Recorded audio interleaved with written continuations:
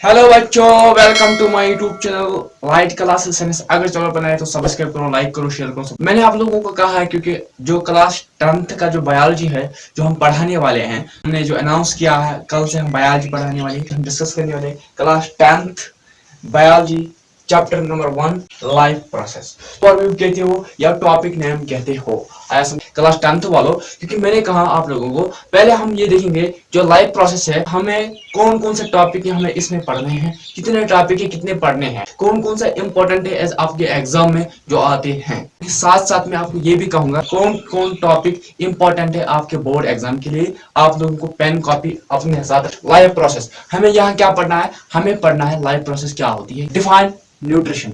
Nutrition जो है इसे आप वेरी इंपॉर्टेंट कर दो क्योंकि ये आपके एग्जाम में आता है, ये भी हमको यहाँ पढ़ना है। उसके बाद mode of nutrition.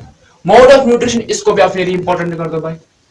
There are two types of nutrition, autotrophic nutrition, autotrophic nutrition ये भी हमको यहाँ पढ़नी है। उसके बाद हेटेरोट्रॉफिक न्यूट्रिशन, ये दोनों को दोनों जो है इसे आप वेरी इंपॉर्टेंट कर दो। हमें इस चैप्टर में पढ़ना है types of heterotrophic nutrition, saprotrophic nutrition, उसके बाद पैरासाइटिक न्यूट्रिशन, उसके बाद होलोजिक न्यूट्रिशन। ये तीनों की तीनों ये भी इंपॉर्टेंट है।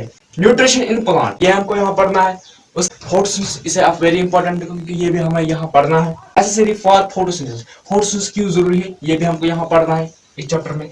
The photosynthesis take place in the following 3 steps और मैकेनिज्म ऑफ फोटोसिंथेसिस, ये हमको यहाँ पढ़ना है।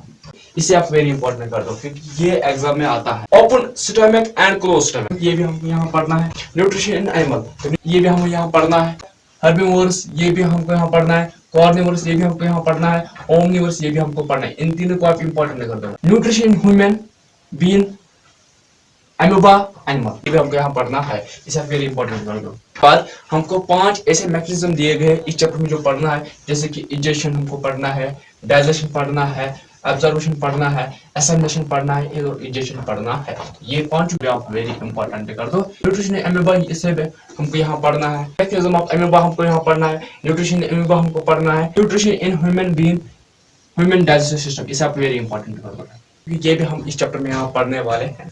मैकेनिज्म ऑफ ह्यूमन है डेंटल केयर पढ़ना है। उस रेस्पिरेशन भी हमको यहाँ पढ़नी है। उसके बाद अरेबिक रेस्पिरेशन, इसको भी हमको यहाँ पढ़ना है। इसे भी आप इंपॉर्टेंट कर दो। पढ़ना है एनारोबिक रेस्पिरेशन, इसे भी हम इस चैप्टर में पढ़ने वाले हैं। इसे भी आप वेरी इंपॉर्टेंट कर दो। उसके बाद हमको पढ़नी है ब्रीथिंग, इस चैप्टर में पढ़ना है। उसके बाद हमको पढ़ना है इनहेलेशन, ये भी हमको यहाँ पढ़ने वाले। ब्रीथिंग, इनहेलेशन, एक्सहेलेशन, ये तीनों के तीनों टॉपिक हम लाइफ प्रोसेस में पढ़ने वाले हैं। इसे भी आप वेरी इंपॉर्टेंट कर दो। अगर किसी बच्चे को व्हाट्सएप ग्रुप में ज्वाइन होना तो नंबर दिए गए हैं, आप लोग व्हाट्सएप ग्रुप में ज्वाइन हो सकते हो। जब हम इस चैप्टर को स्टार्ट करने वाले हैं, हमें कितने टॉपिक इसमें पढ़ने हैं और भी बहुत है, जो हमें नेक्स्ट वीडियो में लाऊंगा मैं आप लोगों को। तब तक मेरे चैनल को सब्सक्राइब करो, लाइक करो, शेयर करो, सपोर्ट करते रहो। Thank you.